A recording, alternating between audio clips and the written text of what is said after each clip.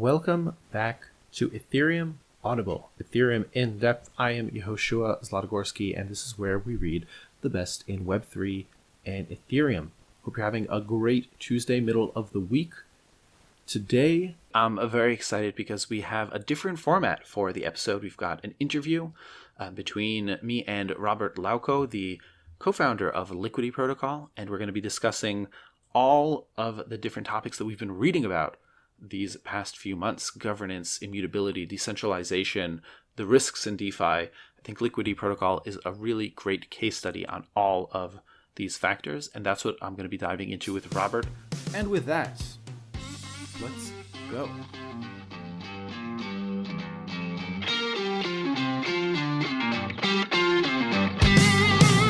Robert, welcome to Ethereum Audible. I'm really excited to have you here. This is my first interview for Ethereum Audible that I'm doing, and I think Liquity is such a great place to start. So welcome. Hey, I'm happy to be here. So glad to be on your show. Amazing, amazing. I mean, everyone who's been listening to the podcast has been on this journey of exploring protocols, DeFi, risks in DeFi, upside in DeFi, the importance of decentralization, governance, like all of these different topics. And I think Liquity has, I think you've thought through a lot of those topics really in depth in the way you designed the Liquity protocol.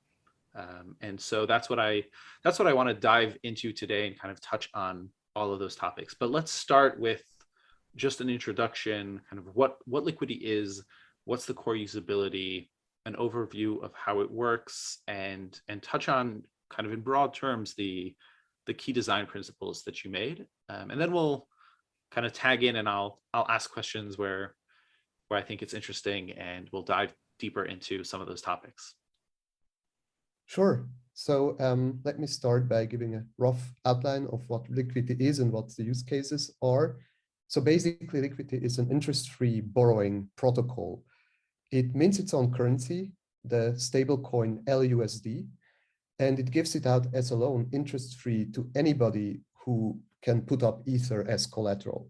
So basically, people come with their Ether and they can borrow up to 90% of the value of their Ether, and they get LUSD in return without paying an interest rate. I mean, that's the core value proposition. And instead, they would pay a small one-off fee, which is usually 0.5%, but that's it. There's also no repayment schedule, so you can just keep your loan open as long as you want. You only have to maintain this 110% minimum collateralization ratio. Otherwise, you can get liquidated. So that's basically it from the borrower's perspective. Now, there are other use cases as well, because the system needs to make sure that in case a borrower needs to be liquidated, there is some buffer. So there is an insurance mechanism, we call it stability pool, where underwriters can come and basically deposit LUSD tokens into, and then they become guarantors of the loans, and they would get liquidation gains and also a stream of LQTY token. LQTY is our secondary token. It basically captures the fee revenue that's generated by the system. And yeah, the fee basically consists of this 0.5% borrow fee or upfront fee that you pay, and there is also redemption fee I can maybe touch upon later, but I mean, that's it on a high level. Okay, so we've got basically a protocol that lets people borrow a stable coin that's kind of algorithmic, but it's backed by ETH. And that's, the ETH is kind of backed by the stability pool where liquidity providers come, put their money in, and are willing to give up the opportunity cost of their capital because there's some discount upon liquidations. Is that a good way to think about it? Yes, exactly, because there is this gain that you can make whenever somebody gets liquidated, which is basically the difference between the current value of the Ether held by the liquidated borrower and the debt owed by the borrower. And given that the liquidation happens just slightly below 110%, there should be like a rough difference of, let's say, 8 or 9%. That basically means a net gain for the stability depositor. The stability depositor, they basically lose some portion of their LUSD that they deposited because this LUSD is basically burnt by the system in order to repay the loan of the borrower. But in return, they get the Ether or a pro rata share of the Ether, because the pool has multiple depositors. So everybody just loses a pro rata share of their ETH and loses a pro rata share of their LUSD and gains a pro rata share of the liquidated ETH in case of a liquidation. Got it. Got it. So one of the things that I think makes Liquity really unique is that this is really an immutable smart contract on the Ethereum main chain, which is very different from a lot of other DeFi protocols. Is that correct?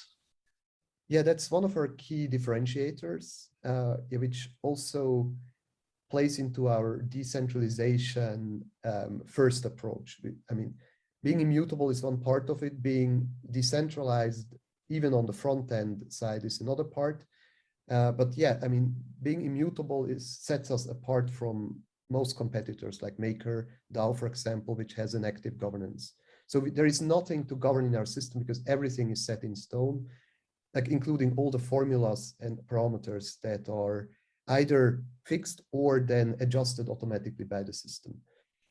Right. And that's, I think, in terms of the two things you mentioned for decentralization, which is the immutability, basically there's a lack of governance, and the front ends. I think for me, the immutability it's a lot more interesting, or just a lot more unique in a lot of ways, because like Uniswap has a lot of different front ends that can access it, but the Uniswap v3 is still governed to some extent, and this one is really out there. It can't be changed for good or for bad. So maybe I just want to kind of zoom back here and go into how you got here and what made you have, I guess, the courage, the guts, or just the Web3 discipline to launch something that's immutable, that will live on Ethereum for as long as Ethereum will be around.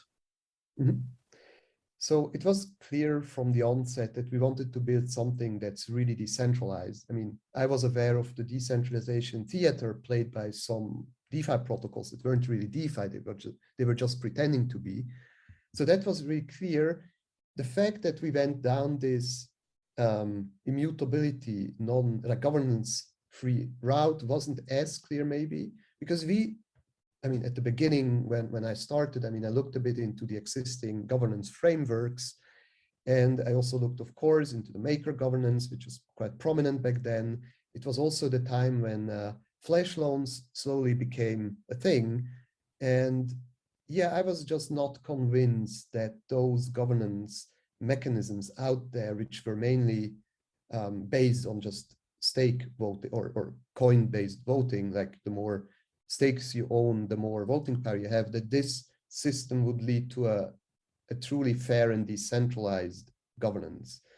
You have all those risks of, you already have the issue that many people are just not voting.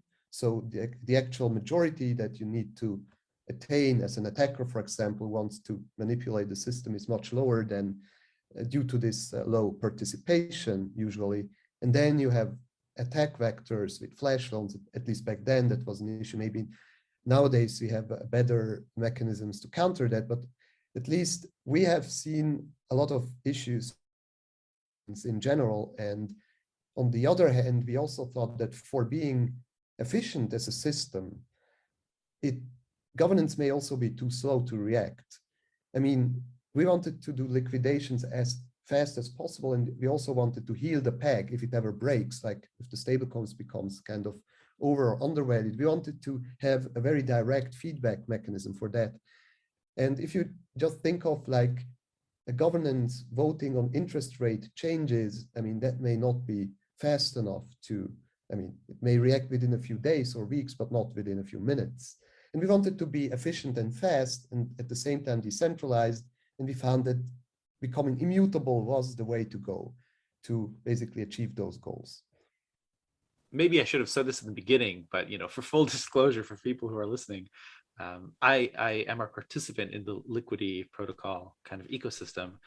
And before we go down into the risks, because I want to touch on that and a little bit more of the structure, sometimes it's easy to to kind of gloss over the things that I think you've built really well, just because there's not as many questions to ask, because you framed it very well. But I think it is worth taking just a step back and saying that, at least as a DeFi participant, I think the decision to go immutable and the way you look at governance is really accurate because of the risks that you outlined. And for anyone who's been listening to all of the different papers that I've been reading over the past few weeks and months, and especially the different kinds of hacks that have been happening in DeFi over the past, month and a half. The Beanstalk, I think that Beanstalk was a week and a half ago or 2 weeks ago, Axie Infinity. Governance really opens up to a lot of different attack vectors and risks. And it's not a perfect world of pseudo online democracy where everyone gets the right vote and the right decisions get made. Governance isn't that simple. And so the ability to have something that's immutable, that is has as high defense as Ethereum in general, I think is super cool and a very smart way to approach it. So I wanted to say that out there and get that out there, because I think it's a really powerful point. But having said that, maybe let's dive a little bit more into kind of the protocol structure to break down the risks that do exist in Liquity, because I just finished 2 read-throughs of Nick Carter and Linda Zheng's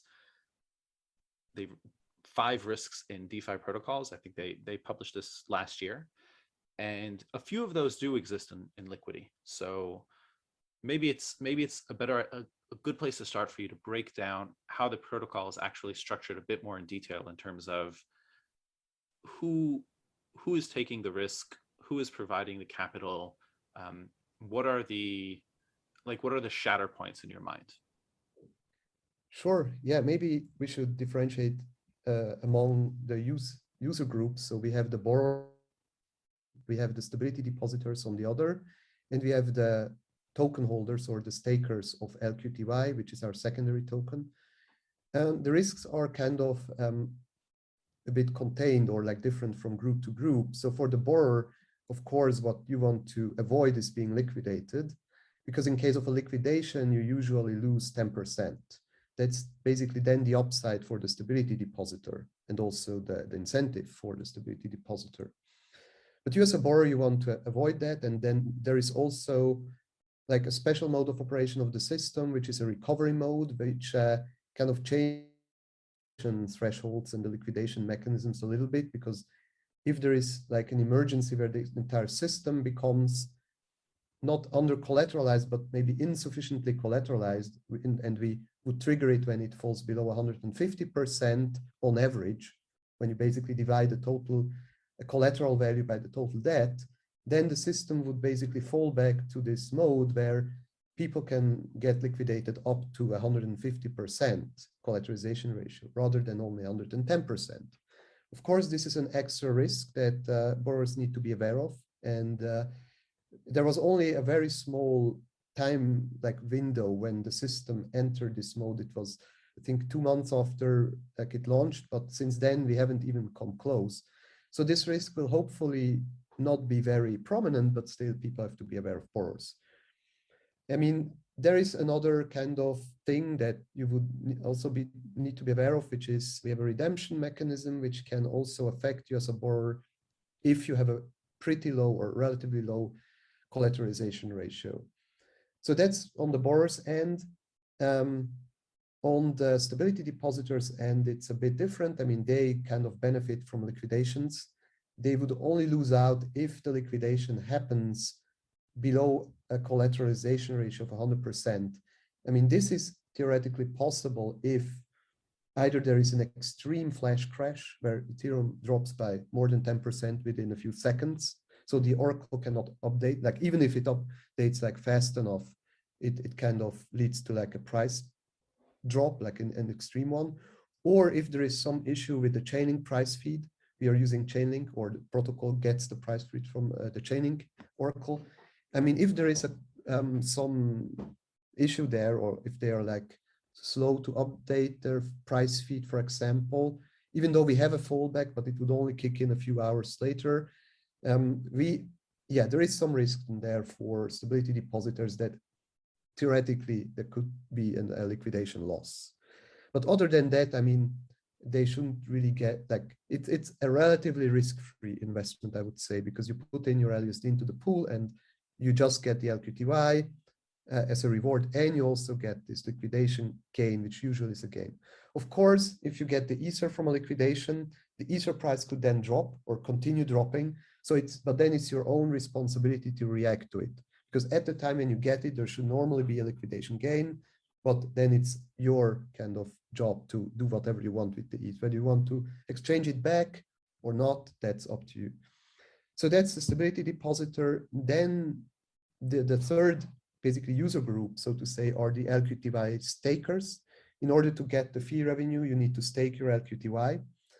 And that's a risk-free thing. I mean, except for the contract risk and the whole Ethereum like network risks that every protocol faces, there is no added risk here. So from a monetary perspective, the LQTY stakers, they just get the fee revenue. They are not backing the system in any way. It's unlike in Maker, where if there is a system deficit, the system would mint more Maker tokens and that kind of dilute the current holders.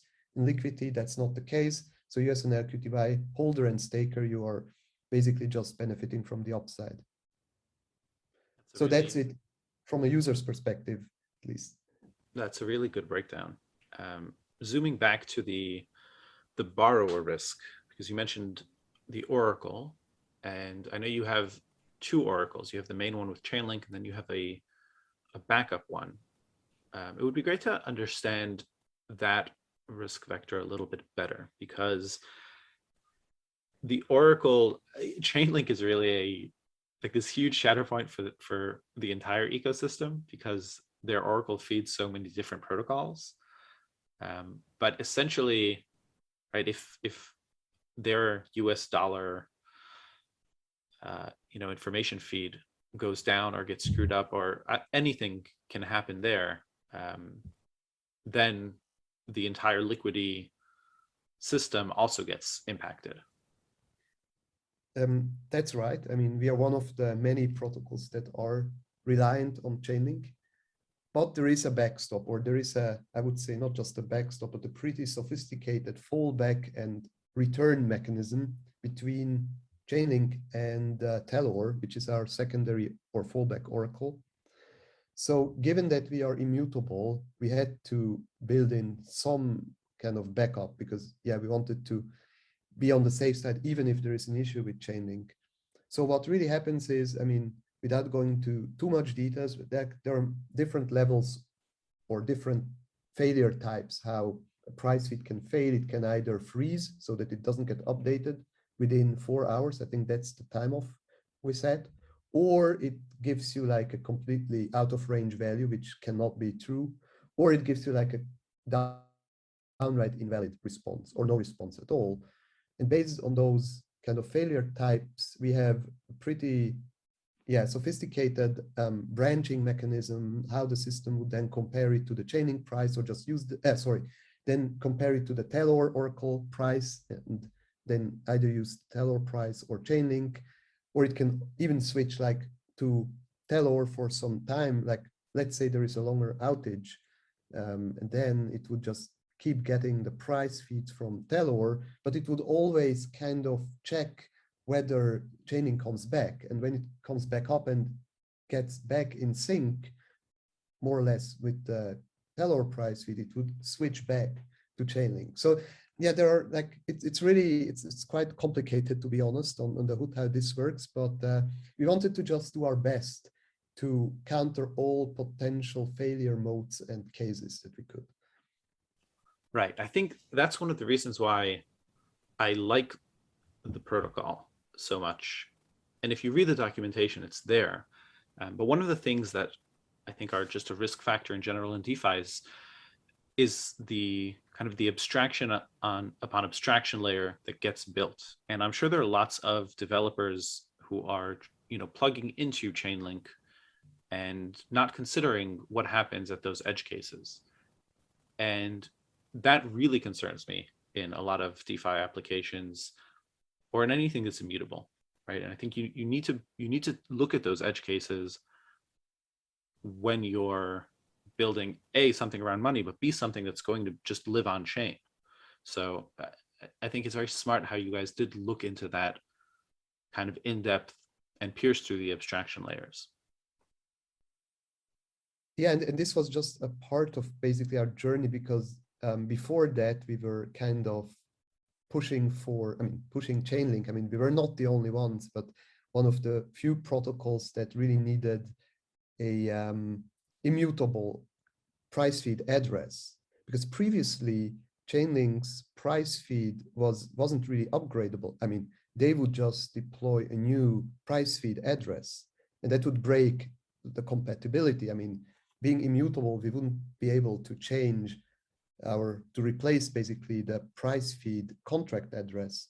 So we had to be sure that this won't happen. And finally, Chainlink, I mean, that was more than 1.5 years ago, they basically introduced this proxy system where the proxy contract address stays the same, while they can basically redirect, I mean, their governance or can redirect it to an upgraded proxy. So we would then be on the safe side. So we like Liquity would still be compatible with like an upgraded Chainlink price feed. Right. That was going to be my next question of how did you choose those two oracles? Did you speak with the teams, and like what was the vetting process? Yeah, we had a lot of conversations with Chainlink and Telor and some other Oracle providers. I mean, there haven't been that many out there back then. And yeah, our criteria were pretty strong. I mean, we needed immutability. We also needed an Oracle to be fast. I mean, ideally as fast as it could be, and Chainlink is probably the fastest one. I mean, from that perspective, it was an ideal choice. But yet we were kind of unsure what to do initially. Like, we were also looking to using Uniswap, but the issue with Uniswap was that, I mean, then you are, first of all, like you need this TWAP, and still even with using the average price, you have a kind of a risk of price manipulation. And in the end, and then the other issue, and that's maybe a bit more like we wouldn't think of it, but I mean, on Uniswap, you can only get the price of Ether expressed in USDC or DAI, or maybe Tether. But we didn't want to make our system reliant on any of those centralized or other or competing stablecoins. So yeah, it was a bit difficult then, and we had to kind of pass on Uniswap because it wouldn't have added too much extra benefits as it turned out. But yeah, it was a longer vetting process for sure.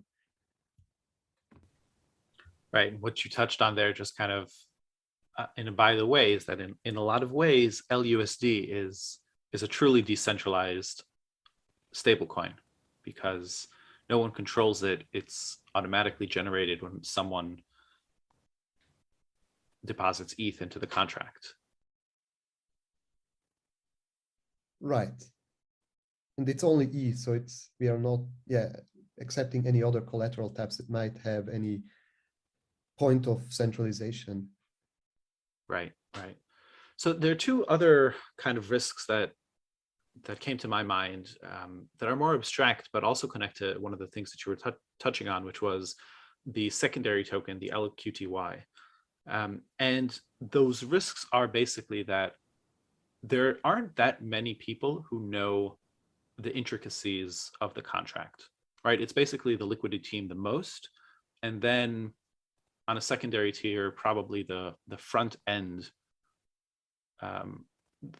developers, and basically for Liquity, you guys have deployed the contracts on chain, but anyone who wants to go through a front end, all of those front ends are developed individually and independently of the core team, and you guys have given basically an SDK for people to develop, and they get a kickback in LQTY for providing the service to the community, right? And so that's also a risk that comes to my mind, basically, of even how the interplay between the two oracles work, and what should happen if I don't know, even some random thing of we, you know, in the shift when we go to ETH2, if that impacts the contracts in some way. Like there are all kinds of different things that could happen in the future that only the core developers really know about. And that's definitely a risk in my mind. So how did you think about that? And how does the system keep people incentivized to kind of police the contract and let the users know? Um, so you mentioned like the risk that maybe in the future Ethereum, yeah, the whole underlying network may change in a way that it could break something. Is that like one of the issues that you No, are it's, referring? I mean, Or that's an extreme edge case, but it could be even something similar of, let's say Chainlink all of a sudden goes down, or they shut down for some reason, and the contract that was immutable, I don't know, for some reason it gets deprecated, right? Some kind of edge case, but that's not as extreme as just Ethereum going down in general.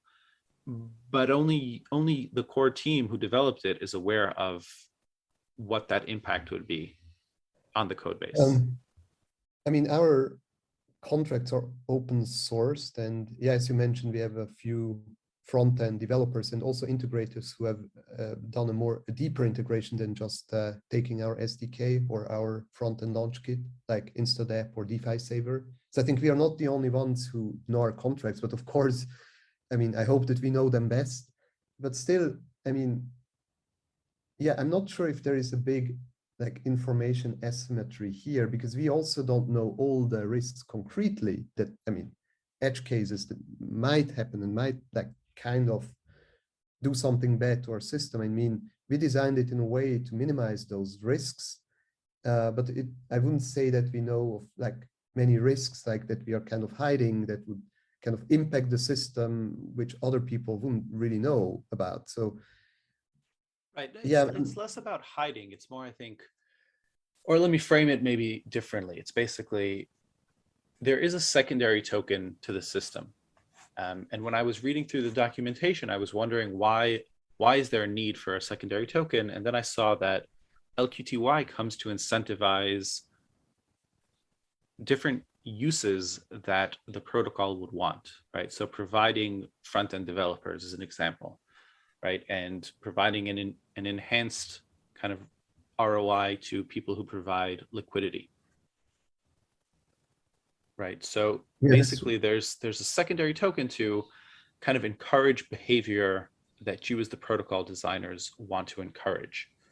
And I was wondering if this is also a way to get just more eyes on the protocol and more developers involved in the ecosystem. I mean, definitely the fact that we have decentralized the front end already made our repository one of the most forked or just most cloned, I think, on GitHub, because many front end, yeah, I mean, developers have like taken a look and cloned it and wanted to build something. So I mean, that was, I think, kind of a free, I mean, not saying audit, but at least some, yeah, I mean, way of getting more eyes to look at our code. But yeah, I mean, I wouldn't say that we designed the LQTY incentives in a way to kind of get auditors or I don't know, like white hat hackers. We have a bug bounty program. We are using hats for it. Like, I'm not sure if you know the project. It's kind of the decentralized version of Immunify. Like there as well, we opted for the decentralized approach. So we have this 250K bounty on this platform. So yeah, I would say, I mean, we have the bug bounties and we have the front end decentralization, which kind of also make up maybe for the fact that we don't have a governance. So people are not involved through a governance, but they're involved through other means. Got it. Okay, so that makes sense. Maybe I was overthinking that a little bit, but that's at least how I had it in my mind. Um, One of the other things that I was thinking about just the other week was in terms of, I guess, staying relevant over the long term, and how you thought about that when you founded the protocol and were working on it. in terms of, I think, the shift to everyone's migrating over to L2s, and there's a big push in Ethereum to shift things over to L2s. And here we have the immutable contract on the L1, and a lot of the incentivization for the team is in the LQTY token, which is linked to this immutable contract. And kind of you put all of your eggs in the basket of this contract on mainnet, whereas things are now shifting to L2s. So how did you think about that? How do you think about that today? Is there something that you think you could do working with some specific L2s that still work with the immutable contract on mainnet? Yeah, so great questions. There is a lot to unpack here, but maybe let me start with something which I think is important to know, because I mean, being immutable doesn't necessarily mean that we would never release a second version of Liquity, even though that's not what we are currently planning to do in the near future, but it's technically still possible. And you may remember like that single collateral DAI, when they switched to multi-collateral DAI, they basically also had to put out a new system and then let people migrate. So there is this migration possibility, at least on a technical level, even though it has its own challenges, but it theoretically makes it possible to improve and innovate by deploying a new system in the future. But that being said, I mean, there are also other ways of like expanding, let's say, to layer 2s. I mean, when we deployed Liquity or when we developed it, we weren't really sure whether we wanted to go down that route. And also back then, it wasn't clear which of the L2s would make it. I mean, still not so clear, but at least we now have a number of L2s that have been live and running for some time. So of course, it is not easy for us to basically integrate with layer 2s in a seamless fashion. And by that, I mean, we cannot simply make it so that people can borrow LUSD on a layer 2, and this LUSD would be fully fungible with the LUSD that people can borrow now on mainnet. So that's impossible already due to the immutability of the token contract. But I guess even if our contract was upgradable on mainnet, it would be very difficult to create a system where people can borrow the same token in a fungible way on different chains, while making sure that the system as a whole remains kind of secure. I mean, you can do it in a way where like you depend on the weakest link, so that let's say if one of the layer 2s that where you can borrow LUSD has a bug, or like basically allows to inflate the LUSD supply, so that this like inflation would then also impact the other tokens living on the other chain. So I mean, there are some like really technical risks there that are not easy to solve. I mean, that being said, there is another way to integrate with layer 2s, and that's something we are working on, at least with some partner, and hopefully with others in the future too, which is kind of a shared way of using Liquity. So that's possible for troves, like for borrowing, but also for stability deposits and staking. But borrowing is probably the most interesting use case. So, and what that means is that people can basically request a loan, so to say, on a layer 2, and the system would aggregate the loan requests on the layer 2 from multiple people. And when you have enough people to kind of justify the gas cost savings, you would basically bridge that over to the current system using a proxy contract, which would then manage a shared proxy on mainnet. So we already have some proxy contract infrastructure in place that a layer 2 could use, or a bridge could use, to create like a shared trove, which pools basically the ether from multiple users from the layer 2. So that's something we have been working on with Aztec, but with other partners, probably we'll do something similar in the future. So that will be a way of allowing people to use Liquity through a layer 2 and also benefit from the gas cost savings.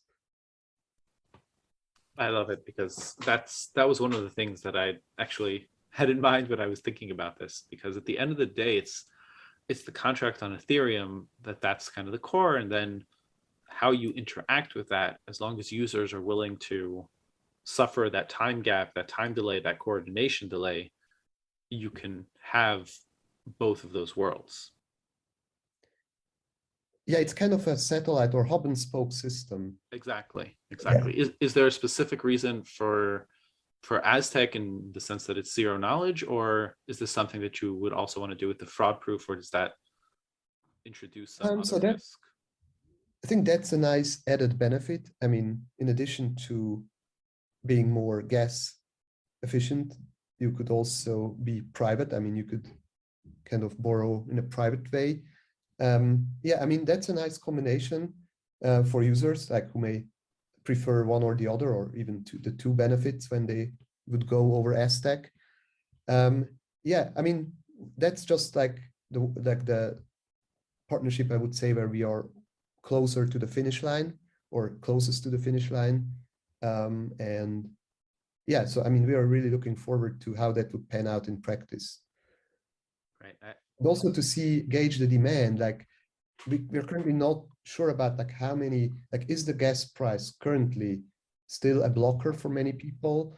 I mean, it would be still borrowing against Ether. We have to be sure, like clear about that. It's not kind of magically, it doesn't make it possible to borrow against like Matic or yeah, whatever, layer 2 native tokens, but it makes it possible to share a position in a gas efficient way. Right. I think that's also, I don't know if it's a risk factor or if it's just one of the trade-offs of having a contract that's immutable. And then the question is like, what does the team do? How does the team get incentivized, especially when it comes to growth? Because to get like checking the demand for that, at the end of the day, the protocol has to grow so that the LQTY rewards grow along with it. So, the protocol revenue grows, and the stakeholders grow, and the ecosystem grows. And I guess that's one of the intricacies of running the protocol. Yeah, definitely. I mean, our growth is a bit like kind of subject to the immutability, and we have to find ways around it to make it attractive and also to find new ways of growing. But I think it also kind of leads to new innovation in a sense. I mean, the fact that we cannot grow maybe the obvious way of just by including other collateral assets, for example, we can also grow basically by collaborating with more institutional players. And we have been doing that in the past. And maybe, I'm not sure if you've seen the announcement, we just partnered with Bitcoin Swiss, which basically is a CDFI bridge in a sense that they allow people to borrow against Ether in a custodial way, but with all the benefits of using a non-custodial or DeFi system. But they get basically the loan paid out in US dollars, like in fiat currency or Swiss francs, sent to their bank account. But still, Bitcoin Swiss would use Liquity in the background to finance the loan. And they also kind of make it much more attractive, like compared to their regular kind of Lombard or margin loans, using Liquity in the background makes it more appealing to the customer. Right. I think this is just such a great case study in a sense of really the trade-offs of Web3 and of DeFi, and also what makes it so interesting, right? Because there is this immutability, and that comes with certain risks, right? Whether it's becoming irrelevant, or not having kind of the classic growth orientation, and not being able to change things should something unexpected happen in the future. But on the other hand, it comes with all of these great benefits that are really the reason for crypto, right? Decentralization and self-sovereignty of your coins. And this is also specifically a stable coin that is decentral, like in in a true fashion. It's very different from USDC or USDT. And it is backed 1-for-1 by ETH. So it comes with all of these interesting trade-offs that I think you guys have thought really, really deeply about. It's just a very impressive project. So where can people read more about Liquity, find out more? Because I want to be mindful of your time, and thanks for spending it with us, by the way. Yeah, thanks for the appreciation. Yeah, it's an honor and pleasure to be here. But yeah, I mean, if people want to find out more about Liquity, they can go to our website, liquity.org. And there is a blog section. It's pretty extensive. So we have a number of articles which cover parts of our system, but also the collaborations and extra kind of added benefits by some of the front ends that I mentioned, like Trove automation and stuff. And yeah, we also have a number of resources on YouTube and yeah, some community produced content and explainer videos that you will find linked in our docs section. So there is also a docs section linked on our website, which contains the more technical information and the in-depth stuff. Very cool. There's also a Discord. There's also a Discord, right? Yes. Amazing. Well, thanks so much for coming and being our first interview on Ethereum Audible. Thank you for having me. It was a pleasure.